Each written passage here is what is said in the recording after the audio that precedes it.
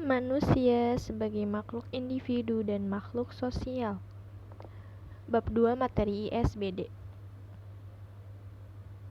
Topik pembahasannya ada 4. Pertama, hakikat manusia. Kedua, hakikat manusia sebagai makhluk individu. Ketiga, hakikat manusia sebagai makhluk sosial.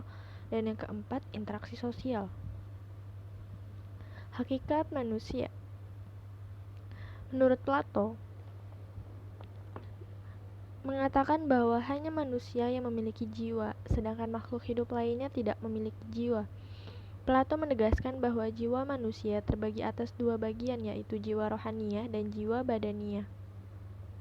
Plato juga menjelaskan bahwa jiwa manusia mempunyai 3 macam daya atau kemampuan, disebut trikotomi, yaitu kecerdasan, kemauan, dan nafsu perasaan.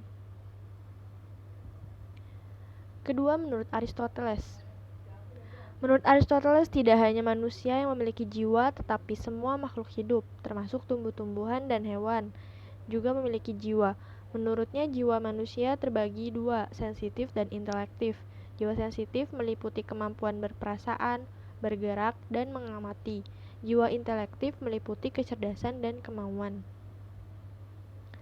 Yang ketiga, menurut Descartes, manusia terdiri dari 2 macam zat yang berbeda secara hakiki, yaitu res cogitans atau zat yang dapat berpikir dan res extensa atau zat yang mempunyai keluasan. Jiwa manusia terdiri atas zat roh, sedangkan badannya terdiri atas zat materi.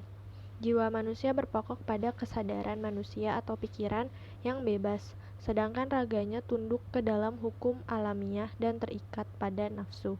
Dan yang keempat, menurut Dr. Kuipers, kegiatan manusia dapat digolongkan ke dalam 3 golongan utama secara hakiki, yaitu pertama, kegiatan-kegiatannya bersifat individual, kegiatan-kegiatannya bersifat sosial, dan kegiatannya bersifat ketuhanan. Yang kedua, manusia sebagai makhluk individu. Secara etimologis, manusia berasal dari bahasa Latin, individuum, dan bahasa Inggris, indefinite, yang berarti tidak terbagi, atau satu kesatuan antara aspek jasmani dan rohani, unsur fisik dan psikis, unsur raga dan jiwa. Manusia sebagai makhluk individu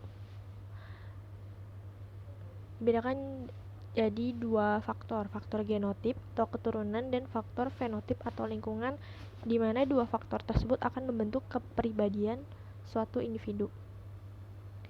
Jenis kepribadian menurut Sigmund Freud itu ada 3, identitas, ego, dan superego.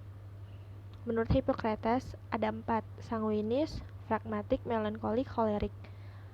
Menurut Carl Jung ada 3 juga, yang mana udah familiar bagi kita. Ada introvert yang pemalu, extrovert yang sukanya di tempat keramaian, dan ambivert yang berada di antara intro dan extro.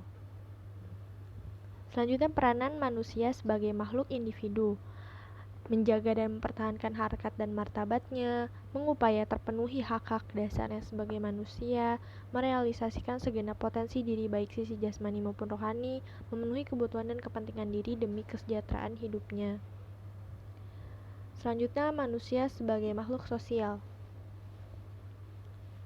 Manusia secara hakiki merupakan makhluk sosial, tidak bisa hidup sendiri, mulai dari lahir bahkan sampai mati pun. Manusia selalu membutuhkan dan perlu pertolongan orang lain. Nilai dan norma sosial, ada agama, susila, kesopanan, dan hukum menjadi pedoman tentang kelakuan manusia sebagai makhluk sosial. Manusia itu bersifat dinamis, memainkan role of the game-nya, dipengaruhi dan mempengaruhi masyarakat dan institusi-institusi lainnya. Disinilah manusia beraktualisasi sebesar-besarnya untuk pencapaian keinginannya.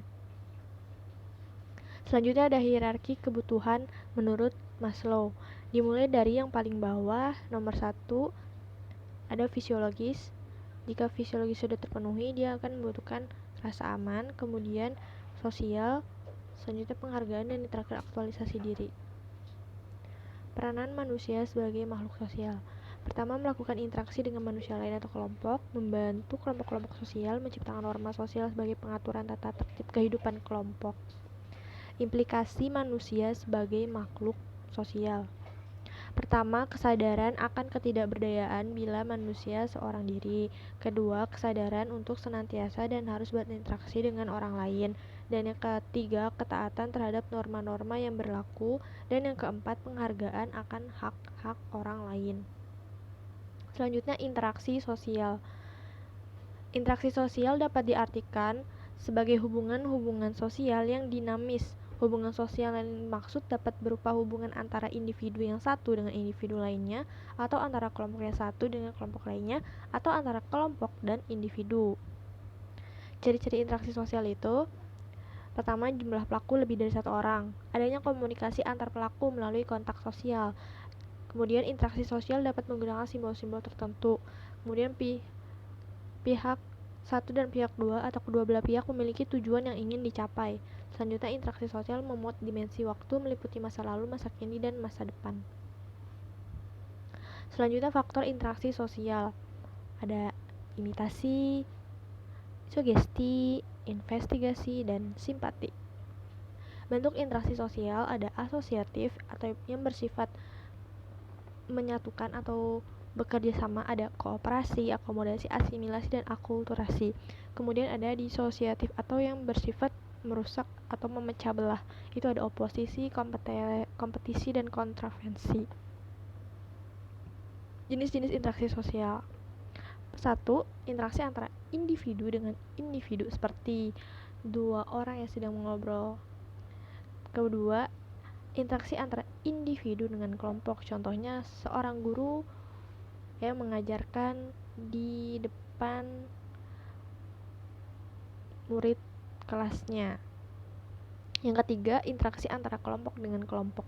Contohnya dua kelompok debat sedang memperdebatkan di suatu perlombaan.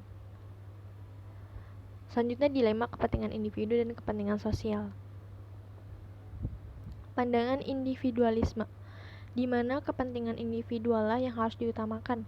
Yang menjadi sentral individualisme adalah kebebasan seorang individu untuk merealisasikan dirinya. Paham individualisme menghasilkan ideologis liberalisme. Kemudian ada pandangan sosialisme, menyatakan bahwa kepentingan masyarakat diutamakan dikarenakan masyarakat merupakan entitas yang besar dan berdiri sendiri di mana individu-individu itu berada. Terima kasih.